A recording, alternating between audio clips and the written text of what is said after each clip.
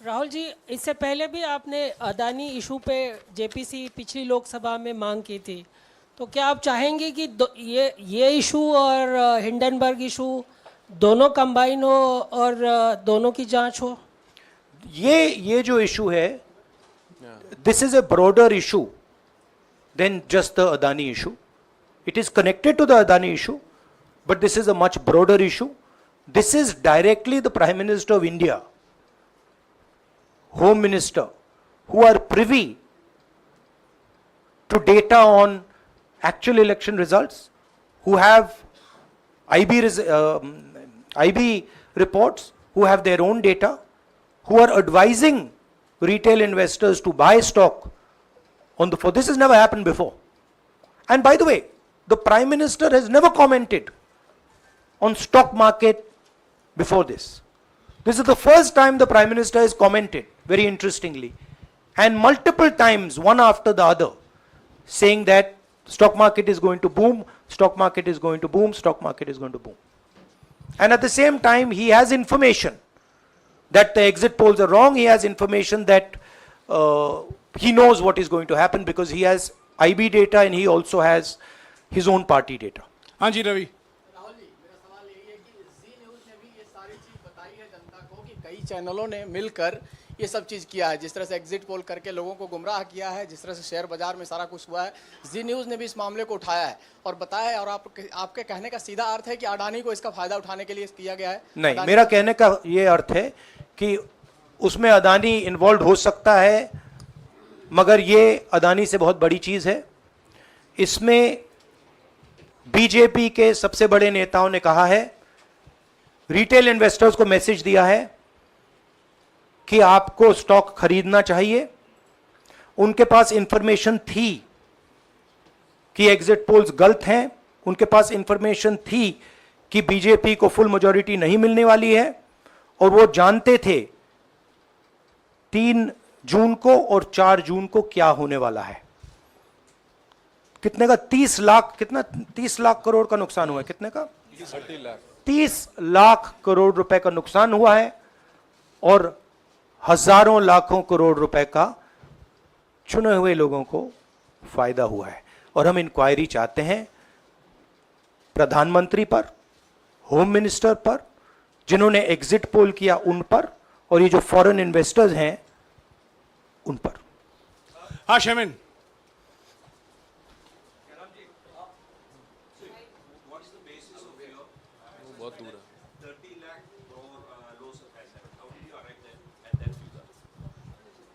Do you want to explain? This is based on the value, market value of all the companies the day before the results came, and the market value of the stock market of all the companies at the end of the day on results. हाँ संजीव, एक minute Sanjeev. Rahul ji, you've talked about, are you alleging the involvement of the Prime Minister and the Home Minister? Yes. And whose money is it? Yes, Are you that, saying that is it what I their am money? saying. I am saying that people very high up in the BJP have carried out this scam. I am saying they had partners who carried out these exit polls. We would like to know if these exit polls were actually carried out, if people were actually sent out, and we'd also like to know the methodology of these polls. We'd like to understand who these investors are. We have some sense of who these investors are. So we are not just speaking out of the air. We are confident that if an investigation is done, interesting things will be revealed. And we think the Prime Minister and Home Minister are directly involved in this. हाँ Siddharth. Companies की भी आपको लगता है जांच होनी चाहिए जिनके शेयर बहुत अप गए, जिनके सबसे ज्यादा शेयर खरीदे गए और जिनके शेयर उसके बाद में बीच में बेचे भी गए, तो उन कंपनीज का भी को भी इस दायरे में आना चाहिए, आपको लगता है? हमारा कहना है कि यहाँ पे बड़ा क्लियर है कि स्कैम हुआ है। प्रधानमंत्री ने डायरेक्टली कहा है, होम मिनिस्टर ने डायरेक्टली कहा है, इंडिकेट किया है जनता को कि स्टॉक मार्केट ऊपर जाएगी। होम मिनिस्टर ने तो साफ कह दिया कि खरीदना चाहिए। और जब प्राइम मिनिस्टर और होम मिनिस्टर और फाइनेंस मिनिस्टर ऐसी बात करते हैं तो उसका रिएक्शन आता है, लोग उसको बिलीव करते हैं। तो बिल्कुल क्लियर है कि इन तीन लोगों ने कहा है, यह भी क्लियर है कि इनको मालूम था कि रिजल्ट 400 का नहीं है, 300 का भी नहीं है। तो यह हम पता लगाना चाहते हैं, उसमें आप जो कह रहे हो वो भी शामिल है।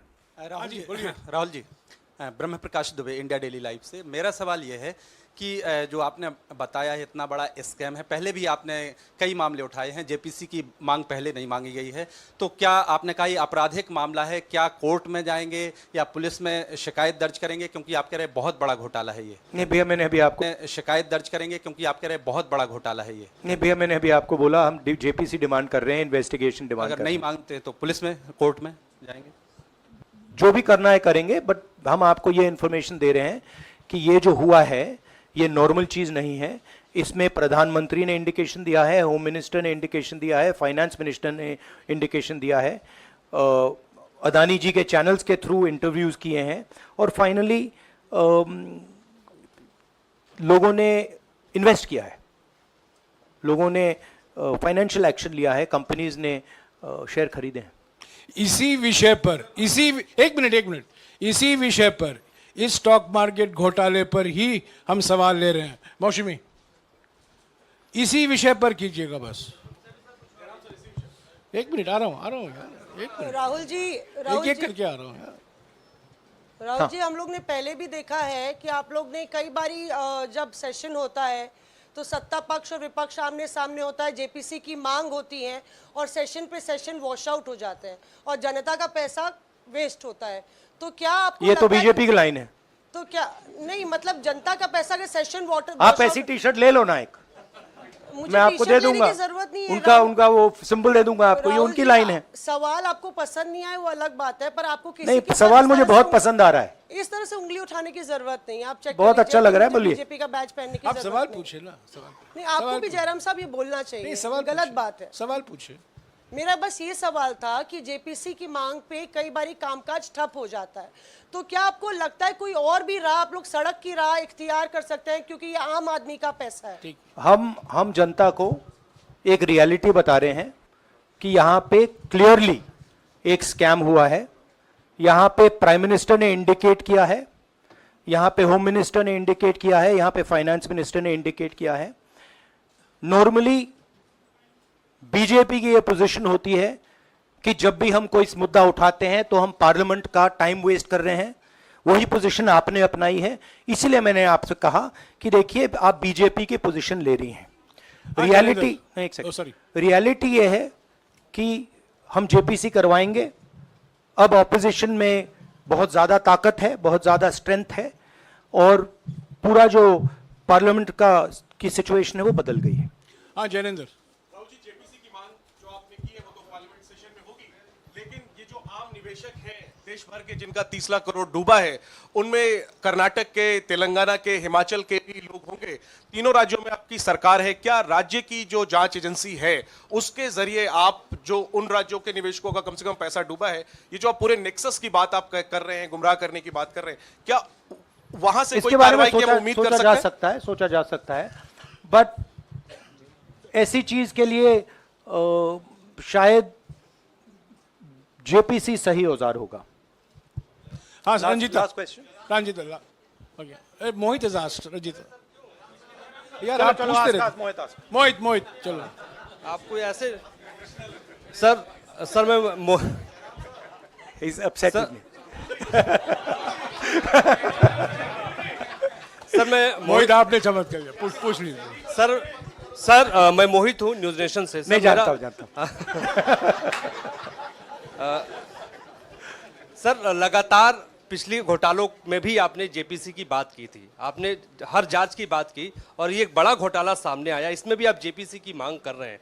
कितनी उम्मीद है कि लोग जेपीसी की ये लागू करेंगे?